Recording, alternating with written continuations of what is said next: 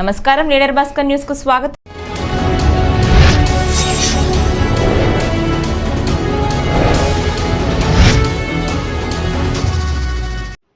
ఐదేళ్ల వైసీపీ పాలనలో రాష్ట్రం అన్ని రకాలుగా నాశనం అయిందని తణుకు మాజీ ఎమ్మెల్యే, తెలుగుదేశం, జనసేన, బీజేపీ కూటమి ఉమ్మడి అభ్యర్థి ఆరిమిల్లి రాధాకృష్ణ సతీమణి కృష్ణ తులసి అన్నారు.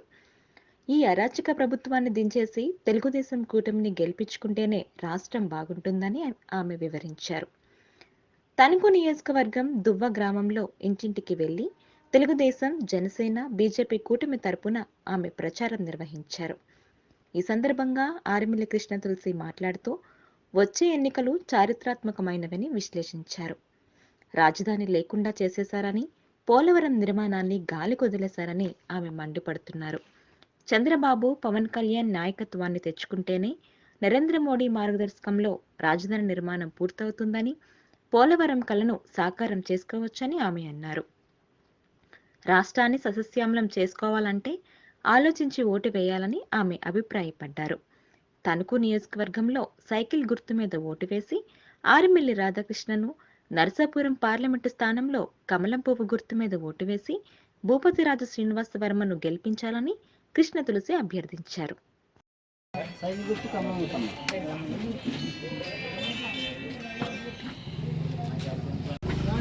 తణుకు నియోజకవర్గంలోని దువ్వ గ్రామంలో మేము ఈరోజు ఇంటింటికి కూడా తెలుగుదేశం, జనసేన, బీజేపీ ఉమ్మడి అభ్యర్థి అయినటువంటి ఆరిమిల్లి రాధాకృష్ణ గారిని గెలిపించవలసిందిగా మరి మేము ఇంటింటికి ప్రచారం చేస్తున్నాము. మరి ఎక్కడికి వెళ్ళినా కానీ పెద్ద ఎత్తున అందరూ కూడా ఘన స్వాగతం పలుకుతున్నారు. ముఖ్యంగా మహిళలు అయితే కనుక వారందరూ కూడా ఒకటే చెప్తున్నారు, చంద్రబాబు నాయుడు గారి నాయకత్వంలోనే, పవన్ కళ్యాణ్ గారి నాయకత్వంలోనే ఈ రాష్ట్రం ముందరికి వెళ్తుంది. మన రాజధాని లేని రాష్ట్రంగా మన రాష్ట్రాన్ని చేసేశారు. మరి మనకి మళ్ళా రాజధాని రావాలన్నా, పోలవరం రావాలన్నా, ఏది రావాలన్నా కానీ ఈ కూటమి ప్రభుత్వం అనేది నెగ్గాలి. మేమందరం కూడా కలిసికట్టుగా ఈసారి కూటమిని గెలిపిస్తాము అని ప్రతి ఒక్కరూ కూడా ఘంటాపదంగా చెప్తున్నారు. మరి అట్లాగనే ఈ దువ్వ గ్రామంలో ఎన్నో సమస్యలు, రోడ్లు లేవు, డ్రైనేజీలు లేవు, ప్రతి ఒక్కరూ కూడా చాలా సమస్యలతో బాధపడుతున్నారు.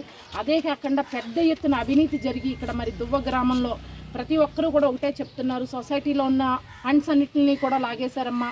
అట్లనే మరి ఎన్నో అక్రమాలు, డ్వాక్రా మహిళల ఇన్సూరెన్స్ ఫండ్స్ను కూడా తీసేసుకుని మరి ఎన్నో ప్రాబ్లమ్స్ తోటి దువ్వ గ్రామం అంతా కూడా ఎంతో బాగుండేది. మరి గ్రామం అంతా కూడా మేము ఇంతకు ముందర తిరిగినప్పుడు మరి ఈరోజు ప్రతి ఒక్కరి కళ్ళల్లోనూ కూడా కన్నీరు కనిపిస్తుంది.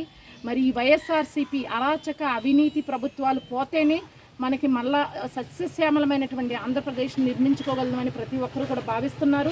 వారందరూ కూడా మేము 13 ఎప్పుడు వస్తుందా అని అందరూ కూడా వెయిట్ చేస్తూ ఉన్నారు. అట్లాగే చంద్రబాబు నాయుడు గారు తీసుకొచ్చినటువంటి సూపర్ 6 పథకాలకి పెద్ద ఎత్తున మరి ప్రజల్లోంచి స్పందన వస్తుంది. ప్రతి ఒక్కరూ కూడా దువ్వ గ్రామం అంతా కూడా రైతులందరూ కూడా ఈ వైఎస్ఆర్సీపీ ప్రభుత్వంలో ఎంతో ఇసుకుపోయి ఉన్నారు. అందరూ కూడా ఒకటే చెప్తున్నారు, ఎప్పుడు కూడా తెలుగుదేశం ప్రభుత్వమే రైతులకు అండగా ఉంది. మళ్ళా తెలుగుదేశం ప్రభుత్వం, జనసేన ప్రభుత్వమే రావాలి, రైతులు బాగుపడాలంటే మళ్ళీ ఈ ప్రభుత్వం రావాలి, మేము తప్పనిసరిగా గెలిపిస్తామని అందరూ కూడా మాకు హామీ ఇస్తున్నారు. మరి నేను అందరినీ కూడా అభ్యర్థిస్తున్నాను, మన రాష్ట్రం ఒక పురోగతి చెందినటువంటి రాష్ట్రంగా మనం ఉండాలి అంటే కనుక ప్రతి ఒక్కరూ కూడా ఒక చైతన్యవంతులై ప్రతి ఒక్కరు కూడా ముందరికి రండి. మనం పోలవరాన్ని నిర్మించుకోవాలి, మళ్ళీ రాజధాని నిర్మించుకోవాలి. ఎన్నో సమస్యలు మన ఆంధ్రప్రదేశ్ రాష్ట్రానికి.